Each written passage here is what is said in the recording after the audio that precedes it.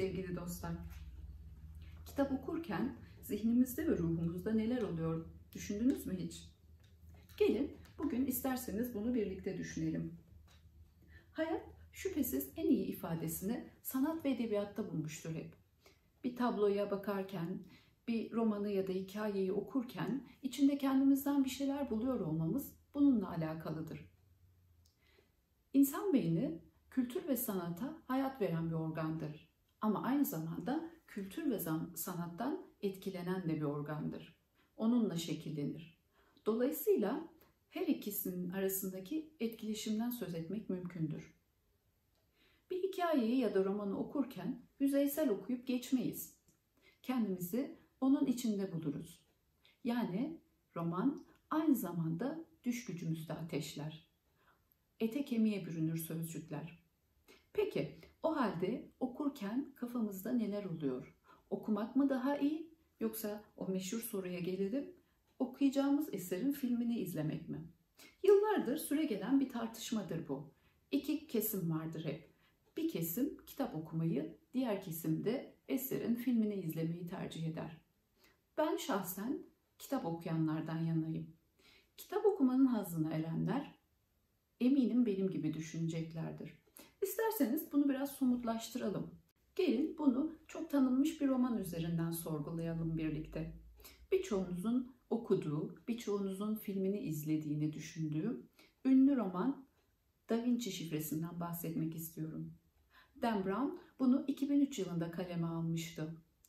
Eser yayınlandığında Amerika'da çok büyük ses getirdi. New York Times başta olmak üzere birçok gazete ve dergide bununla ilgili yazılar yayınlandı. Eserin İngilizce olarak yayınlanmasından bir yıl sonra dilimize çevrildi. Ben de aldım okudum. Gerçekten çok güzel bir romandı, sürükleyici. Dan Brown'un olaylara yaklaşımı, heyecanı, anlatışı, betimlemeleri muhteşemdi. Romanı okumayanlar için isterseniz kısaca romandan bahsedeyim biraz. Harvard Üniversitesi simge bilim profesörü Paris'te bir iş gezisindeyken bir gece yarısı Louvre'un yaşlı müze müdürünün ölü olarak bulunduğu haberini alır. Bu ölünün üzerinde birçok semboller vardır. Profesör cesedin üzerindeki sembollerin şifrelerini çözmeye çalışır. Fransız kriptoloji uzmanı Sophie Neuville ona eşlik eder. Tarihin derinliklerindeki gizli sırlara sürüklenen bu ikili Da Vinci tablolarında işin gizemini çözmek üzere birleşirler. Hristiyanlıkla ilgili gerçekten çok şeyin sorgulandığı filmde tarihin derinliklerine uzun bir yolculuk başlar. Olayı çok daha uzun anlatmayacağım size. Mutlaka okuyanlar vardır ya da okuyacak olanlar vardır ya da filmini izleyecek olanlar vardır. Çok detaylandırmak istemiyorum ama burada size konuya giriş yaparken söylediğim noktaya geleceğim. Film izlemek mi yoksa kitap okumak mı'dan gelmiştik buraya. Ben tabii ki önce kitabı okumuştum. Kitabı okuduğumda gerçekten hayalimde oraları canlandırmıştım. Henüz Fransa'ya gitmediğim bir zamanda okumuştum. Ne Louvre Müzesi'ni ne Fransa'yı görmüştüm. Dolayısıyla kitabı okurken ben olayın kahramanlarıyla birlikte Louvre Müzesi'nin salonlarında gerçekten zihnimde bir dolaştım. Tabloları, yerdeki şekilleri, sembolleri, müzenin dışındaki cam piramidi, arabayla Paris sokaklarındaki sürüklenişlerini hep onlarla birlikte zihnimde yaşamıştım. Çok renkli bir hayal dünyası oluşturmuştu bende roman. Çünkü anlatım, üslup, yazarın güzel ifadeleriyle zenginleşmişti. Daha sonra film çekildi. Filmi izlemeye gittim. Ne yalan söyleyeyim, gerçekten kitabı okurken aldığım hazzı almadım. Muhteşem bir yapım, çok emek harcanmış, çok usta oyuncular oynamış. Belki kitabı okumayanlar çok daha fazla etkilenmiştir. Beğendim ama kitabı okurken aldığım hazzı filmden aldığımı söyleyemeyeceğim. Tabii ki bu göreceli bir kavram düşündüğümüz zaman ama sorun kitabı okuyanlar genellikle her zaman kitaptan yayına oyunu kullanır. Mesela şöyle düşünün, ünlü yazar Yaşar Kemal, İnce Mehmet'i okuyanlar bilir onun ustalıkla Çukurova'yı nasıl tasvir ettiğini ya da oradaki insanların tahlillerini, ruh tahlillerini, Bunu bence hiçbir film karesi, hiçbir film şeridi oradaki canlılığıyla anlatamaz. Ya da dünya klasiklerinden Stendhal'ın Kırmızı ve Siyahını düşünün. Romanın nasıl başladığını bakın çok uzun yıllar önce okumuştum. Hala hatırlıyorum. Çok yüksek bir tepenin üzerinde kurulu bir kasabadan bahseder Stendhal. Kırmızı dik çatılı beyaz evlerden bahseder. Daha sonra kestane yığınlarını anlatır. Sonra yıkık dökük surları ve şehrin içinden, kasabanın içinden geçen bir nehri anlatır. Bakın tasvir o kadar canlıdır ki beynimizin içinde bunları ete kemiğe büründürürüz. Dolayısıyla düşündüğümüz zaman okurken hayal dünyamız ciddi bir şekilde çalışmaya başlamıştır. Hiçbir film, hiçbir başka sanat eseri bilmiyorum belki de bu sihirli sözcükler kadar bizi renkli bir dünyanın içine çekemez diye düşünüyorum. O yüzden hep okumakla ilgili düşüncelerimde kesin biraz daha katı fikirliyim zannedersem.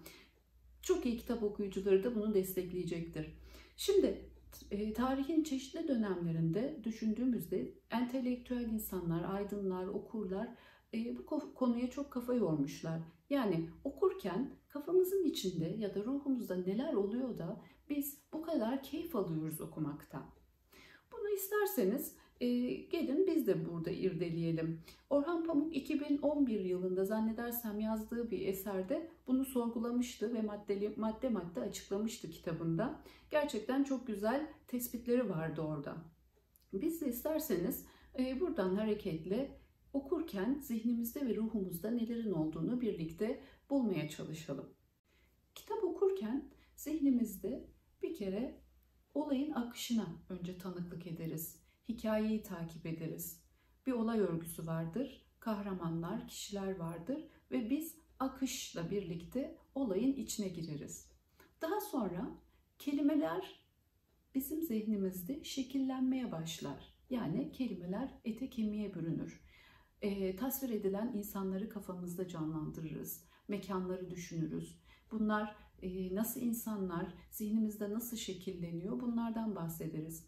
Mesela demin bahsederken filmde çok hayalimdeki şeyleri göremedim derken filmdeki Tom Hanks karakterinden bahsetmek isterim. Gerçekten karakter Dan Brown'un anlattığı karakterle tıpatıp örtüşmüştü. Bu noktada oyuncu seçimi mükemmeldi diyebilirim. Zihnimde canlandırdığım tip aynen kitapta olduğu şekilde filme de yansımıştı. Bunlar biz okurken kafamızda cereyan eden şeyler. Gerçekten böyle mi diye düşünür okur, kitabı okurken. Nasıl yani? Bu var mı? Bu yer mevcut mu? Anlatılan bu restoran, bu kütüphane, bu kilise, bu cami, burası gerçekten var mı diye sorgularız hep. Umberto Eco bununla ilgili kitap yazarken önce kendine bir harita çizermiş ve nerede ne var, hangi karakterleri, hangi merkezleri, hangi lokantayı, restoranı, kütüphaneyi kullanacaksa onları haritanın üzerine yerleştirirmiş. Ama bunlar var olmayan yerlermiş birçoğu. Ve bununla ilgili bir yazı okumuştum. Umberto Eco'yu okuyanlar onun tarif ettiği yerleri ellerinde bir haritayla gidip aramaya kalkışmışlar ve sonra bulamayınca hayal kırıklığına uğramışlar. Evet, demek ki okur bunu çok ciddiye alıyor. Yazılan yer var mı, yok mu bunu sorguluyor. Ben de yazarken olabildiğince gerçekçi yazmaya çalışıyorum. Olan yerleri tasvir etmeye çalışıyorum ama roman ne de olsa hayal ürünü, olmayan şeyleri de zaman zaman tabii ki kullanıyoruz yazılarımızda. Bunun dışında yazar bu anlattıklarını yaşamış mı, yaşamamış mı diye düşünür, okur. Acaba ne kadarı gerçek, ne kadarı hayal ürünü? Genelde kurgu romanlar hayal ürünüdür. Yani mutlaka hayattan izler taşır, bir takım anekdotlar, yazarın etkilendiği şeylerin izlerini romanına yansıtır. Kurguysa hayal ürünüdür ama yine de biz kafamızın bir yerinde okurken sorgularız. Acaba bunlar yaşanmış mıdır? Acaba yazar buradaki bir karakterle kendini örtüştürmüş müdür diye sorgularız. Bakın sürekli kitap okurken zihnimiz aynı zamanda da olayla birlikte ruhumuz aktif bir haldedir. Yani olay heyecanlı bir boyuttaysa biz de o heyecanı yaşarız. Tıpkı az önce bahsettiğim Dan Brown'un romanında olduğu gibi maceranın içine gireriz. O heyecanı, o kovalamacayı biz de hissederiz. Ama aynı zamanda mesela sembollerle ilgili sorularda zihnimiz çalışır. Acaba bu anlama mı geliyor? Ne demek istiyor? Ne anlatıyor yazar burada diye sürekli sorgularız. İşte bunların dışında bir de yazarın üslubu, seçtiği kelimeler, kullandığı betimlemeler, bunlar da kafamızın içinde bizi meşgul eder okurken. Bakın, aktif bir okuyucu demek ki çok yönlü. Bunların hepsini topladığımız zaman özellikle edebi romanlarda kendimizi okurken bir de alkışlarız. Aa, evet, çok iyi değerlendirdim. Kafamın içinde ben buna iyi yorum getirdim ve evet, bu konuları biliyorum, algıladım diye kendi kendimizi de zaman içinde okurken tebrik ederiz. İşte okur baktığınız zaman okurken çok stabil bir durumda görünse de aslında çok aktiftir. Ve bir de kahramanların davranış biçimlerini sorgularız okurken. Ahlaki mi? Nasıl davranmış? Yargılarız. Yazar niye böyle yazmış? Bu karaktere niye bu görevleri vermiş? Ya da bazen romancıyı da sorguladığımız konular olur. Allah Allah, bu konuyu neden seçmiş, neden böyle yazmış diye. Tüm bunları düşündüğümüzde gerçekten kafamızın içinde ve ruhumuzun derinliğinde roman okurken çok büyük hareketlerin olduğunu hissederiz.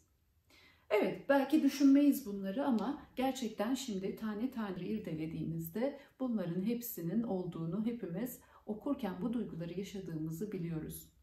İzlediğiniz için teşekkür ediyorum. Kanalıma abone olmayı unutmayın. Hepinize bol kitaplı günler diliyorum.